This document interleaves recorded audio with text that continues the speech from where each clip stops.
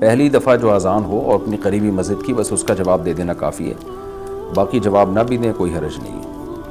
India سے کسی نے پوچھا ہے 3 جمعے چھوڑنے سے کیا مسلمان کافر ہو جاتا ہے؟ دیکھیں حدیث میں آتا ہے کہ جو شخص 3 جمعے چھوڑ دے متواتر وہ کافر ہو جاتا ہے، مگر یہاں کفر کا مطلب کفرن دون کفرن ہے، یعنی کفر کے قریب پہنچ جاتا ہے۔ دیگر احادیث کو ملایا جائے تو یہی مطلب بنتا ہے۔